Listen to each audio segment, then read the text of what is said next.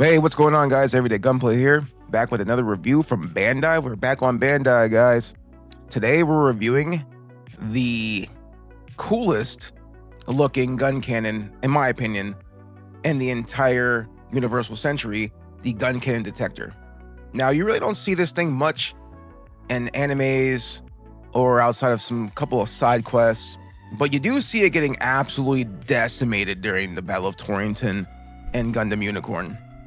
And I think that that's kind of sad because this is a really cool arsenal of the gun cannon. It's got a beam rifle, it's got a long 170 millimeter long cannon, shoulder cannons, it's got the backpack cannons. This thing is an artillery beast, and it's kind of sad that you really don't get to see it that much. Now, straight out the box, we've got 13 runners. This is not a big kit. This is a reborn 1x100, so those kits really weren't massive, so it didn't require a lot of plastic, so you really didn't get a lot of runners with these guys. Now, the book's a little flimsy. It's more akin to newspaper-ish. It's got some good illustrations. It's got water slide decals in the back. It's also got the sections of runners that you need for the parts that you need, which is pretty cool, but I feel like Bandai could definitely take from the Chinese guys and break down the parts list. That's just my opinion, but let's get into this build. This was actually a very good build. It's Bandai, so you know the plaques is good. This kit was released, I think, 10 years ago. I'm pretty sure, something like that. But other than that, it was freaking a really smooth build, and I had no issues with it. Yes, it could have been undergated, in my opinion, but that's just me, because there was a lot of nub marks that I had to rub down, which not too bad, you know what I mean? And it was fun. I mean, like, what you see with Bandai is what you get. Seldom does Bandai release bad kits, but when they do, the community gets set ablaze. But you didn't get that here. I don't know why we didn't see much of this. Maybe it didn't sell well. Maybe it was just to promote Gundam Unicorn a little bit. Maybe it was just to show people different gun cannons. There's a bunch out there. From playing GBO2, which I kind of don't like that game. I like the suits. I'm a mecha guy, and I love Gundam. I love Gundam mechs. But the only time you actually really see this in action fully is in that game. But I think Bandai released this to get eyes on it and get people to, like, maybe watch Unicorn more. Like, oh yeah, we have grunts. And it's just not about the Jeggin, the Stark Jeggin. You know what I mean? Because that was, in my opinion, that was the EFSS or EFF or whatever they were at that time. I believe that was their star grunt suit. It was the Stark Jeggin and the Jeggin. I mean, you see the Stark Jeggin going toe-to-toe with Castastria, and honestly, had it not been for plot armor, I think the Stark Jeggin would have beat her ass. But because you could tell dude was a skilled pilot, but she relied on her funnels a lot to kill him. So I feel like if she wouldn't have had those funnels, I'm gonna keep it funky. It would have been a grunt versus villain suit, and I think the grunt would have whooped ass. And sometimes, and this is just me going on a small little rant, sometimes I feel like that the grunts of the shows really get shafted, especially when there's like ace pilots in them, because there are times without plot armor, if it was like a real life fight, where these grunts would absolutely mop these super suits. And I'm not saying that on a technological level, but if you're in a street fight and your opponent is vastly more skilled than you, even if you're a bigger guy, if you're a faster guy, if they have a better technique and they can use their tactics better, they're gonna beat your ass almost every time. But that's just not how it goes in Gundam. You know what I mean? That's just not how it goes, and that's okay. You know, it all comes down to, I guess, at the end of the day, you know, like story.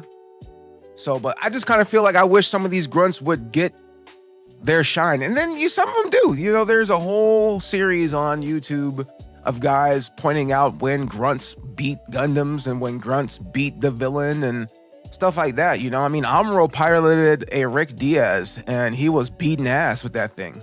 So, you know, actually Amuro piloted a bunch of grunts.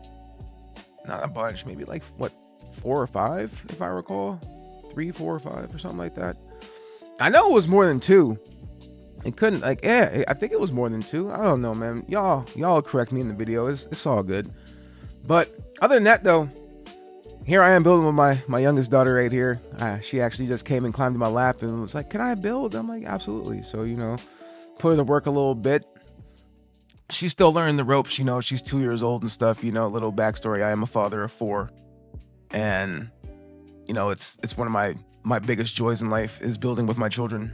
It's something that we've bonded with over the last year of me doing this hobby, and they really love playing with my suits. Yes, I let them play with my suits sometimes because at the end of the day, I can just buy another one if they break it, or I can fix it now that I have the skills to actually fix stuff.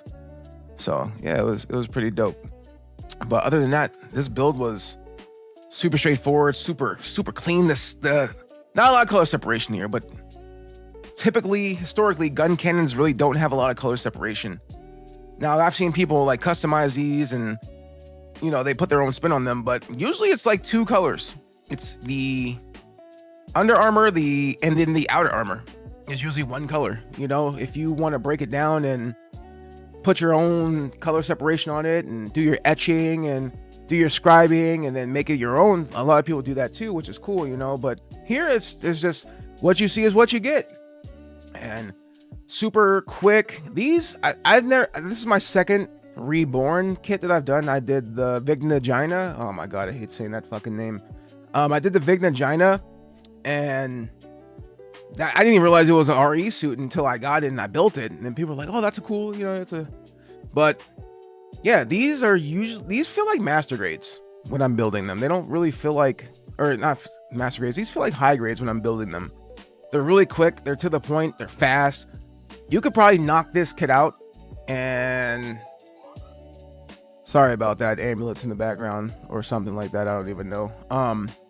But as I was saying, you could probably knock this kit out in 2 hours, 3 hours if you're fast. About, for average, probably like 4.5 hours if you're just chilling. Maybe sooner. I mean, if you're a quick builder, you're good with the nub marks. Bang this out in like an hour. What were the cons? I really don't have anything bad to say about this kit. This is a really solid kit, and it was straightforward. There was nothing really too bad about it. There's nothing I really disliked about this kit. It was actually very fun. It was refreshing to build something that was actually super quality, and honestly, it was just great. It's an all-around build, even for it being over 10 years old, and the pros are awesome with this thing. There are so many gimmicks. There's this waist gimmick here with the back. You can turn it into an artillery mode. There's that shoulder cannon. That's pretty cool. It moves up and down. The backpack is 2 twin cannons, which is dope. It's got 3 weapons. Also, I have a little surprise for you guys here once we get to the assembly part. But yeah, I mean, look at that. I mean, like, it's just, there's so many accessories. With the beam cannon, the 170 millimeter long rifle, the shoulder cannons, or the backpack cannons, the shoulder cannon, the artillery mode. You can set up and just let it sit and chill. Yeah, this kit is fantastic, guys. It's definitely worth the money too. I paid $52 for this thing, I think. And it was worth every penny, honestly. This was actually a really surprise kit for me.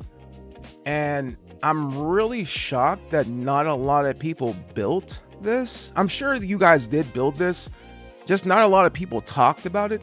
Maybe they did when it came out, but again, I just got into this hobby last year, fully immersed in it. So I've looked it up and I've seen that people are building it and stuff, but I mean, yeah, this thing's stacked. Even just what the weapons it comes with. I customized and painted the 170 millimeter long rifle because it looked cool. So I wanted to paint it and make it look cooler. But assembly was nice. Again, color separation on point. Yes, it's 2 solid colors, that's it. But if you guys want to take and paint this thing up and, you know, throw some etching on it and give it some custom water slides like I kind of did. Here's a surprise though, by the way. Look at that sword.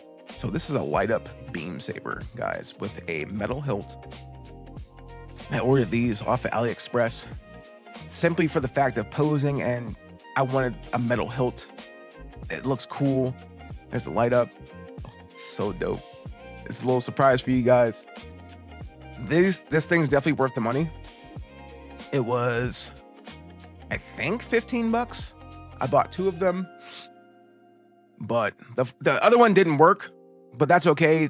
A lot of reviews said that sometimes they wouldn't, but that's fine. But I will be using a lot of these beam sabers for future videos, future kits, and all around, I think definitely was worth the little surprise I gave you guys. But so putting it together now, I screwed up a little bit with the waist here. You guys got to be careful with the waist. I do have to say that. There is the pegs here. There's a single solid peg, as you can see right here in the waist, where the leg's attached to. I didn't put it in the slot. There's a long slit in the middle. It goes into the slot. If you don't put that in there, it's going to free the peg and you're going to get a loose feeling waistline. I thought that it was defective and that was my fault. Just remember to watch that, guys. Just watch that, because I do go back, I tear it apart and I correct it. But if you don't put that into the slot and you just slide it in, and then it's just going to move around like this. So there is nothing wrong with the waist. I assure you, just make sure you put the peg into the slots and it'll stay in place. So just assembling this thing, it's very imposing, and it's taller than I thought it would be. And it's beautiful. It's such a beautiful kit. In my opinion, this is the coolest gun cannon in Universal Century. I wish we could have seen more of this guy.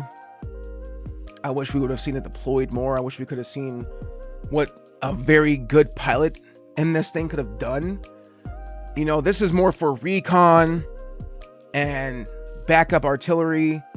But if you know how an army works, man, your artillery on the ground is life and death, you know, just as much as it is in the air.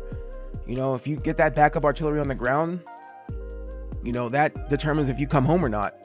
So I wish we could have saw more of this guy. I wish we would get more gun cannon lore. I wish we would get more people piloting like gun cannon type Gundams. And who's this for? Everybody, pick this kit up. If you find this kit, pick it up. It might be hard to come by. I'm not sure. I know RE 1x100s are kind of rare-ish, I think. I don't know. That's what the community kind of says sometimes. If you see this kit, pick it up. Seriously, I don't care where it is. Pick it up. Go online. Buy it. This kit's for beginners, intermediate, advanced, super advanced. And it would be really cool to see people like put lights on these, do some custom work, and take this to the next level, because in my opinion, this is a 9 out of 10 kit. You know, shout out to Bandai. I wish you guys would put more stuff like this out, because this was fantastic to build. I had a wonderful time building this kit, guys, and I will 100% endorse this kit forever. It's super cool. You know, that's just what I have to say about it. But As always, if you like the content, subscribe, leave a like, and yeah, let's keep this streak going, guys. I'll see you in the next video. I am shooting for 1,000 subs by the end of May, so if you guys could subscribe, that'd be really cool. But as I said before, guys, I hope you really do have a good day.